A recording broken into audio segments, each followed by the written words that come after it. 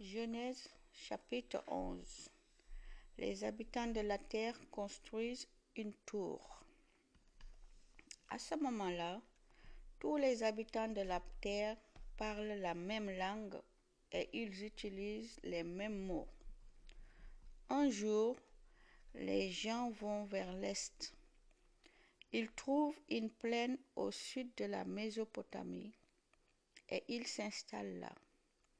Ils se disent entre eux: allons, faisons des briques et cuisons-les au feu. Les briques leur servent de pierre et le bitume leur sert de ciment. Puis ils disent: allons, construisons une ville et une grande tour aussi haute que le ciel. Ainsi, nous deviendrons célèbres et nous pourrons rester tous ensemble. Alors le Seigneur descend du ciel pour voir la ville et la tour que les êtres humains sont en train de construire. Ensuite, il dit: ils forment tous un seul peuple et ils parlent la même langue. Cela commence bien. Alors maintenant, jusqu'où vont-ils aller? Rien ne pourra plus les arrêter. Ils vont faire tout ce qu'ils veulent. Ah non, je vais mélanger leur langage. Il faut les empêcher de se comprendre entre eux. Le Seigneur les chasse de leur ville et il les envoie un peu partout dans le monde. Ils arrêtent de construire la ville. C'est pourquoi on donne à cette ville le nom de Babel. En effet, c'est là que le Seigneur a mélangé le langage des habitants de la terre. Et c'est à partir de là qu'il les a envoyés un peu partout dans le monde entier. La suite des générations depuis Sem jusqu'à Abraham. Voici la liste des enfants des fils de Sem. À l'âge de 100 ans, 2 ans après la grande inondation, Sem a un fils, Arpahad. Après la naissance d'Arpahad, Sem vit encore 500 ans. Il a d'autres fils et des filles. Arpahad vit 35 ans et il a un fils, Shéla. Après la naissance de Shéla, Arpahad vit encore 403 ans. Il a d'autres fils et des filles. Excusez-moi. Arpahad vit 35 ans et il a un fils, Shéla. Après la naissance de Shéla, Arpahad vit encore 403 ans. Il a d'autres fils et des filles.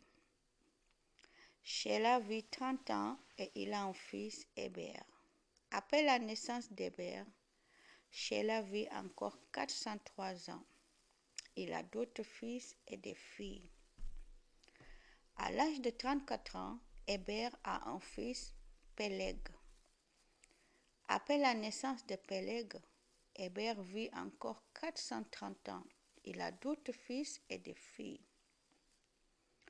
À l'âge de 30 ans, Péleg a un fils, Réou. Après la naissance de Réou, Péleg vit encore 209 ans. Il a d'autres fils et des filles. À l'âge de 32 ans, Réou a un fils, Séroug. Après la naissance de Séroug, Réou vit encore 207 ans. Il a d'autres fils et des filles. À l'âge de 30 ans, Séroug a un fils, Nahor. Après la naissance de Nahor, Séroug vit encore 200 ans. Il a d'autres fils et des filles. À l'âge de 29 ans, Nahor a un fils, Téra. Après la naissance de Téra, Nahor vit encore 119 ans. Il a d'autres fils et des filles. À l'âge de 70 ans, Téra a 3 fils, Abraham, Nahor et Haran. Voici la liste des fils de Téra. Téra est le père d'Abraham, de Nahor et de Haran. Haran a un fils, Lot. Haran meurt au pays où il est né, à Our, en Babylonie.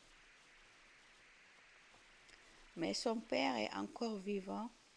Abraham prend pour femme Sarai. Nahor prend pour femme Milca, la fille de Haran. Haran était aussi le père d'Isca. Sarai n'a pas d'enfant, elle est stérile. Terah quitte Our en Babylonie pour aller à Canaan. Il amène son fils Abraham et son petit-fils Lot, le fils de Haran. Il amène aussi sa belle-fille Sarai, la femme d'Abraham.